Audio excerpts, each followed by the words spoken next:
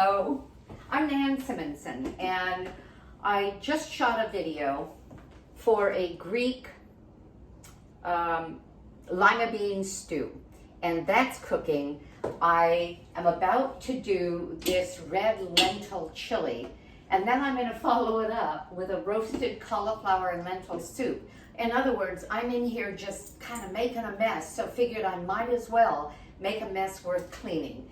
And I chopped all the onion for everything. I chopped all the garlic for everything. I made a big pile of work for myself, put things away, and decided why not turn it into a lesson. And so I'm videoing.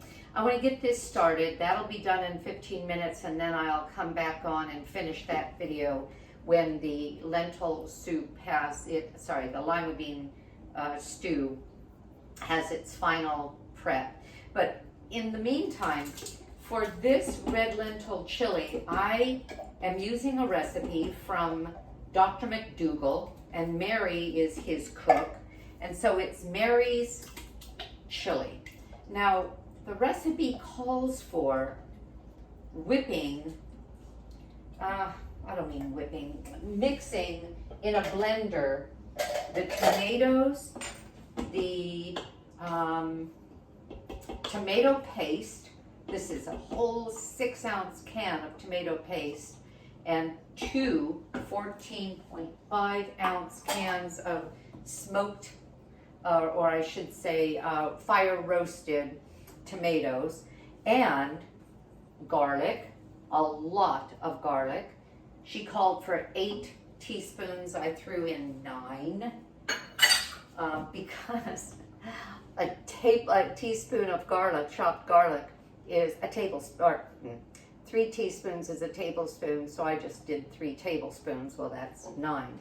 And I'm not gonna do it quite the way she said, because the reason she wants this whipped up is she also uses 3 ounces of dates. In terms of medjool dates, the larger, more moist ones, that's 5.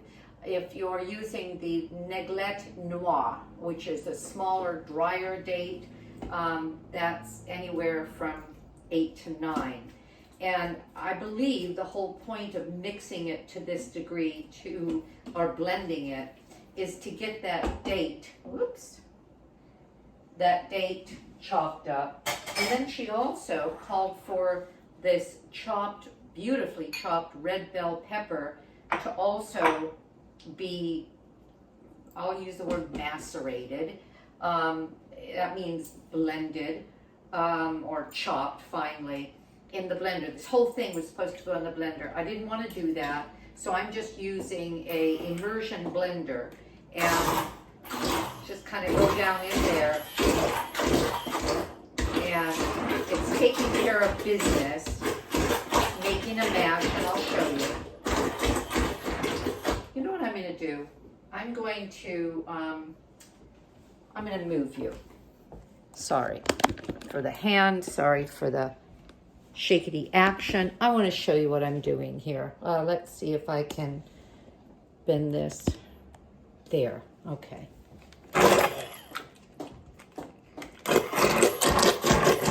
Can you see what I'm doing? I'm blending it, but I don't want the tomato to lose its chunk. I like chunky things in a chili. I'm going to put the bell pepper in, and I'm going to chunk that up as well. So what I do is I'll use somebody's recipe. I'll give them credit if I follow it pretty carefully and pretty cleanly.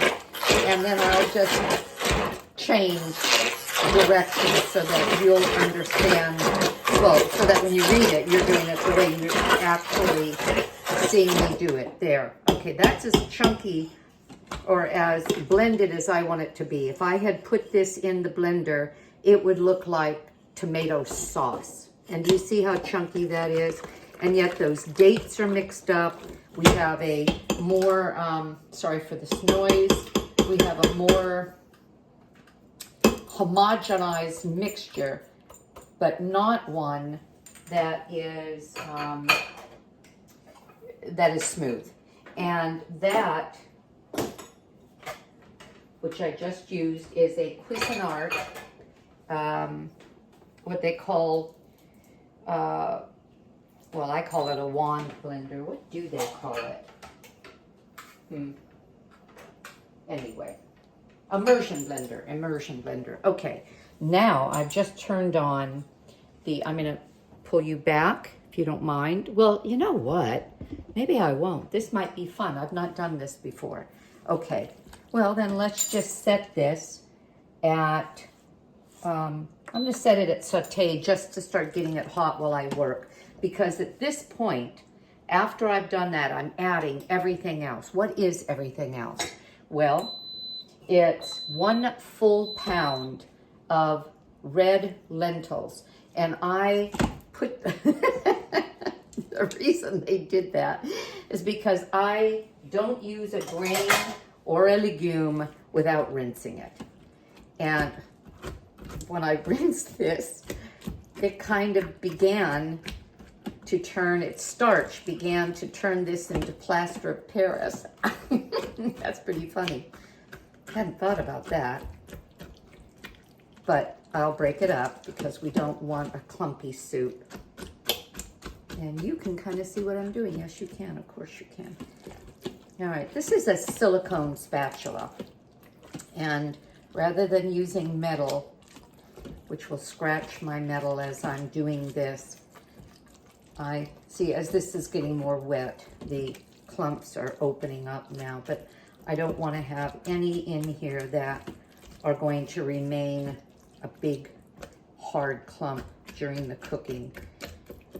Well, next time I'll know when I rinse my red lentils, and it's red lentils more than anything, because red lentils you don't even have to cook that long because they are they cook quickly, they cook easily, and their starch seems to not be protected by quite the shell that you're going to find on a lot of other beans and peas. There, okay. Now, I'm adding to this water, 8 quarts. This is going to be a big pot of soup. And, boy, I hope I haven't overfilled. That's interesting.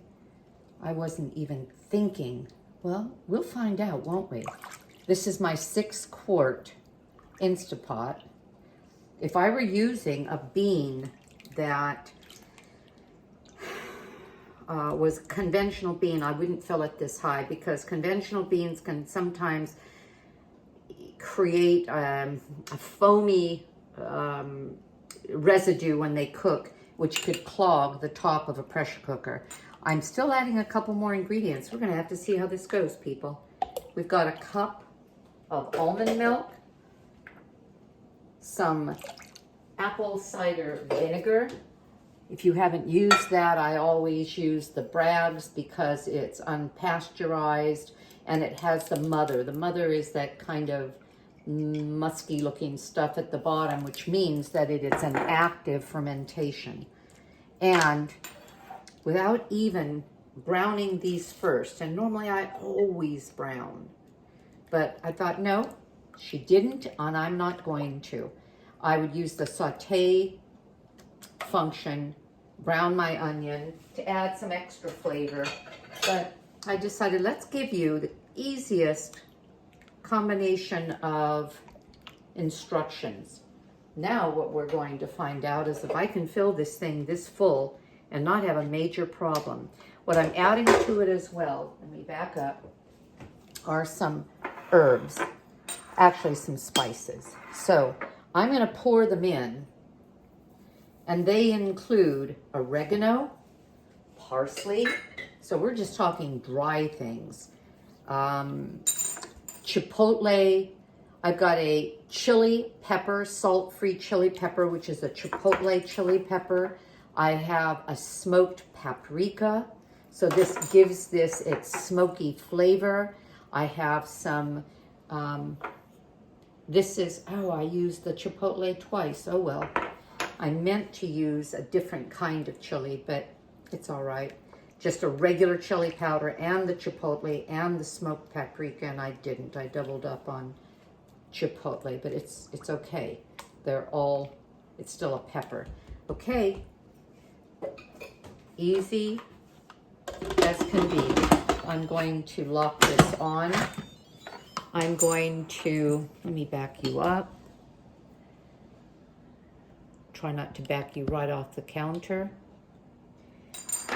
And I'm going to set pressure, and I'm going to pressure cook it. I believe it's just 10 minutes. Yep, for 10 minutes.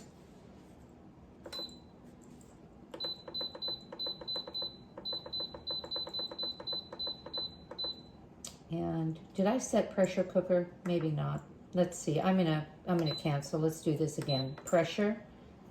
I may not have. All right, 10 minutes, and we'll get back to you when this is finished, and we'll see what we've got.